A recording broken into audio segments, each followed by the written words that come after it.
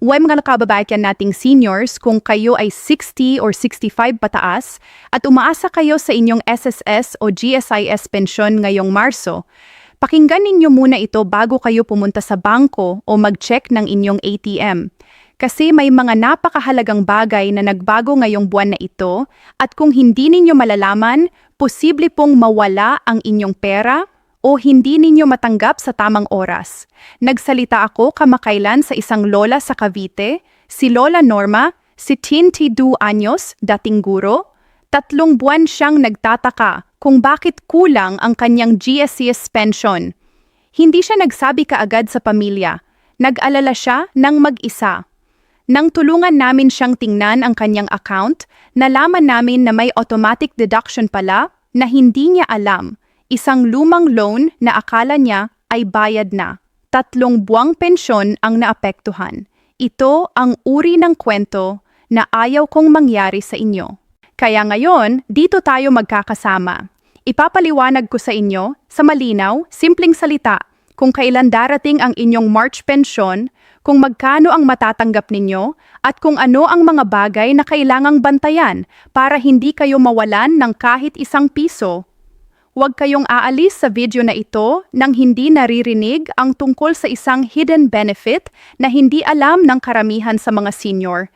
At ito ay maaaring nagkakahalaga ng dagdag na 2,000 hanggang 5,000 sa inyong bulsa ngayong Marso. Magsimula tayo sa SSS. Kung kayo ay miyembro ng Social Security System at regular na tumatanggap ng inyong monthly pension, ang Marso ay isang napaka-importanteng buwan. Bakit? Kasi ang SSS ay may tinatawag na staggered release schedule. Ibig sabihin, hindi lahat ng pensyonado ay sabay na nakakatanggap ng kanilang pera. Ang petsa ng inyong release ay nakasalalay sa huling numero ng inyong SSS number. Kung ang huling digit ng inyong SSS number ay 1 o 2, ang inyong pensyon ay karaniwang inilalabas sa unang linggo ng buwan. Kaya para sa Marso, inaasahan ito sa paligid ng Marso 3 hanggang Marso 7. Kung ang inyong SSS number ay nagtatapos sa 3 o 4, hanapin ito sa ikalawang linggo, mga Marso 10 hanggang 14.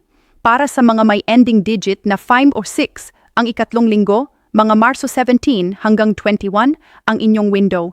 At para sa mga may 7, 8, 9 or 0, ang huling linggo ng Marso, simula Marso 24 pataas, ang inyong schedule. Ngayon, ang napakahalaga ritong malaman, kung kayo ay tumatanggap sa pamamagitan ng UMIDI card or SSS-linked account sa Land Bank, BDO or Union Bank, ang pera ay karaniwang available sa inyong account sa loob ng 1 hanggang 2 araw ng trabaho pagkatapos ng official release date. Kaya kung sinabi ng SSS na Marso 70 ang inyong release, huwag kayong mag-alala kung wala pa ito sa Marso 8 ng umaga, hintayin ng hapon, o ang Marso 9. Pero kung wala pa pagdating ng Marso 11 at ang inyong release date ay Marso 7, tawagan na ninyo ang SSS hotline sa 1455 or pumunta sa pinakamalapit na SSS branch. Para sa ating mga dating government employees, mga guro, pulis, sundalo, nurses sa pampublikong ospital na ngayon ay tumatanggap ng GSIS pension, medyo naiiba ang sistema. Ang GSIS ay may direktang partnership sa DBP o Development Bank of the Philippines at ang karamihan ng mga pensyonado ay tumatanggap sa pamamagitan ng GSIS e-card. Ang magandang balita para sa mga GSIS pensyonado ay ito. Ang GSIS ay karaniwang naglalabas ng buong buwan ng pensyon sa unang 5 araw ng trabaho ng buwang iyon. Ibig sabihin, para sa Marso 2025, ang inyong pensyon ay dapat na nasa inyong GSIS e-card account na sa paligid ng Marso 3 hanggang Marso 7.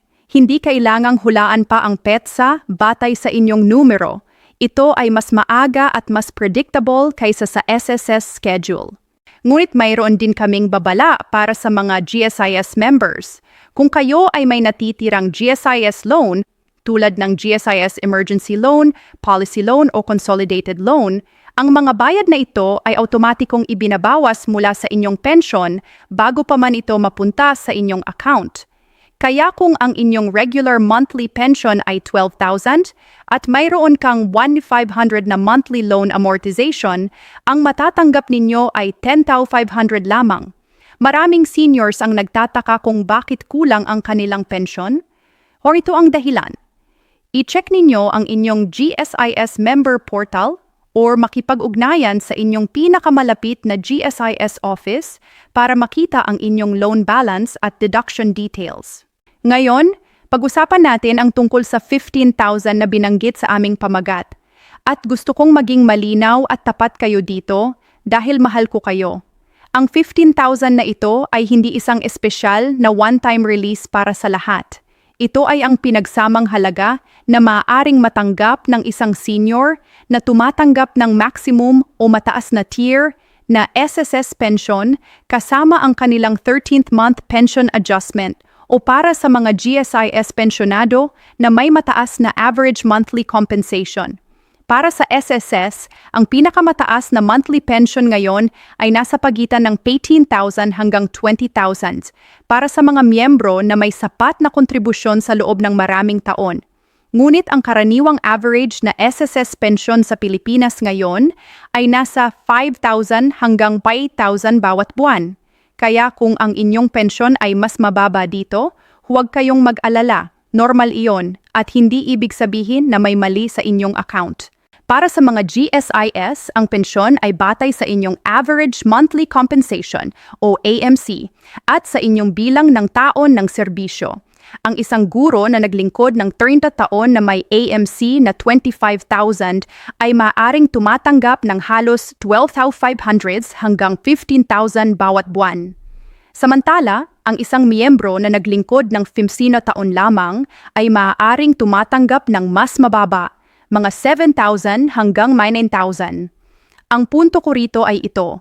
Kung hindi ninyo alam kung magkano ang eksaktong dapat ninyong matanggap, ito ang tamang oras para malaman. Pumunta sa sss.com.ph or ilogin ang inyong My SSS account online. Para sa GSIS, gamitin ang GSIS member portal sa gsis.gov.ph. Makikita ninyo doon ang inyong exact monthly pension amount, ang history ng inyong payments, at kung may mga deductions na nagaganap. At ngayon, ito na ang seksyon na hinihintay ninyo, ang mga hidden benefits na hindi alam ng karamihan sa mga seniors. Una, para sa mga SSS pensionado, may karapatan kayong sa tinatawag na dependents pension. Kung mayroon kayong minor na anak, o kahit isang bata na legal na inyong umaasa na wala pang 21 taong gulang, kayo ay may karapatan sa dagdag na 10% ng inyong basic monthly pension para sa bawat dependent hanggang sa maximum na 5 dependents. Hindi ito automatiko.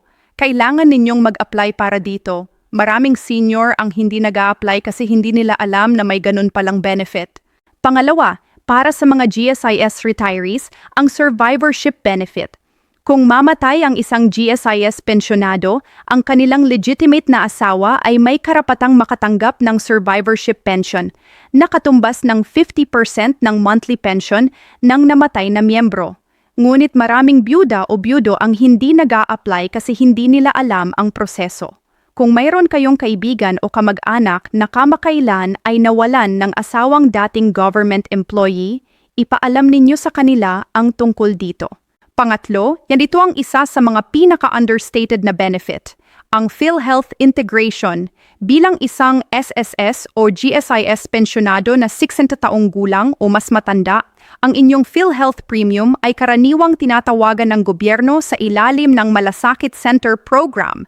Ibig sabihin, ang inyong hospital bills, medications, at outpatient consultations ay maaaring makover ng higit pa sa inyong akala, basta't nasa accredited PhilHealth hospital kayo. Siguraduhin ninyo na updated ang inyong PhilHealth ID at records para mapakinabangan ito. Ngayon, pag-usapan natin ang mahirap na parte, ang mga bagay na maaaring magpababa ng inyong pensyon na maaaring hindi ninyo alam. Una, tulad ng nabanggit natin kanina, ang mga outstanding loans, SSS salary loan, GSIS policy loan, emergency loan, ay automatikong ibinabawas bago pa maipasok ang pera sa inyong account. Kung matagal na kayong may loan na hindi pa nababayaran, posible na ang inyong pensyon ay nagbabawas na ng malaking halaga nang hindi ninyo namamalayan. Pangalawa, para sa mga seniors na nagtatrabaho pa rin kahit retiree na, meron kayong tinatawag na earnings test consideration. Kung kayo ay tumatanggap ng SSS pension at nagtatrabaho pa rin sa isang employer na nagko-contribute sa SSS para sa inyo, maaaring maapektuhan ang inyong pension status. Hindi ito nangangahulugang mababawasan agad ang inyong pensyon, ngunit kailangan ninyong abisuhan ang SSS ng inyong sitwasyon para maiwasan ang anumang komplikasyon sa hinaharap. Pangatlo, ang lupa at ari-arian na nakalista sa inyong pangalan. Ito ay isang bagay na hindi direktang nauugnay sa pensyon, ngunit maraming seniors ang natuklasan na ang kanilang mga ari-arian ay nagdudulot ng income tax obligations na hindi nila inaasahan kapag nagbenta sila o nagpa-inherit. Kumonsulta sa isang trusted accountant or sa BIR office kung mayroon kayong mga katanungan tungkol dito. Ngayon, para sa mga kailangang pumunta sa SSS o GSIS office ngayong Marso, narito ang mga tips para makatipid ng oras at maiwasan ang puyat at abala.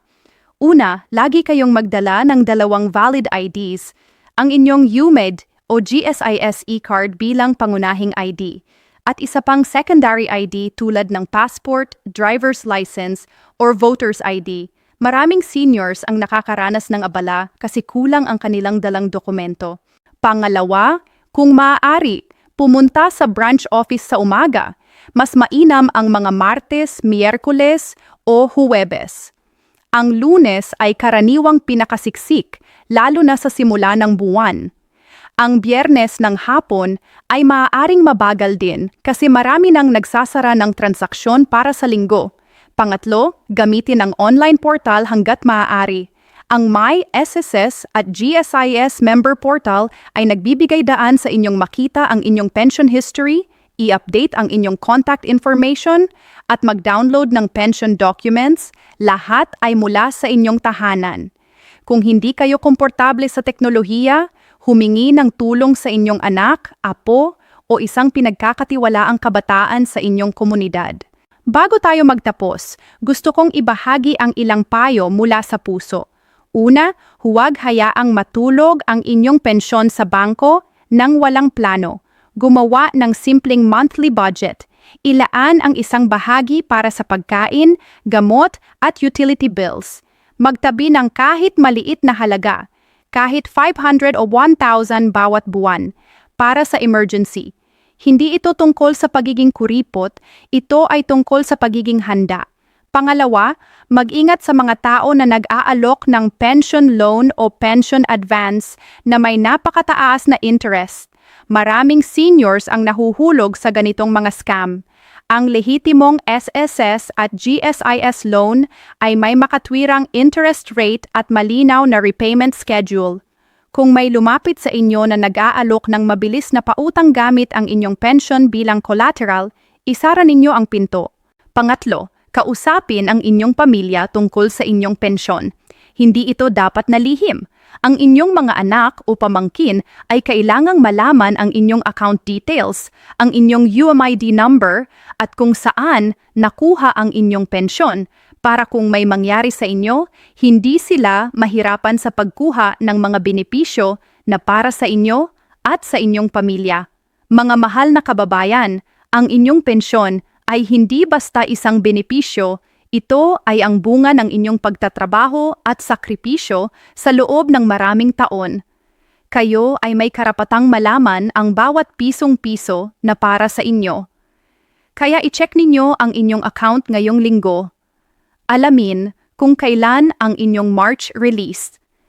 Tiyakin na walang hindi inaasahang deduction. At huwag mahiyang magtanong sa SSS, sa GSIS, o kahit sa akin sa komento sa ibaba. Kung natulungan kayo ng video na ito, i-share ninyo ito sa inyong mga kaibigan at kamag-anak na seniors. Maraming lolo at lola sa ating bansa ang nangangailangan ng impormasyong ito, ngunit hindi mahanap. Kayo ang maaaring makatulong sa kanila ngayon. At kung may mga katanungan kayo tungkol sa inyong SSS o GSIS pensyon, ilagay ninyo sa komento at sisiguruhin ko na sasagutin ang bawat isa. Hanggang sa susunod, ingatan ninyo ang inyong sarili, ang inyong kalusugan, at ang inyong pinaghirapang pensyon. Mahal ko kayo, mga kababayan. Maraming salamat sa pakikinig.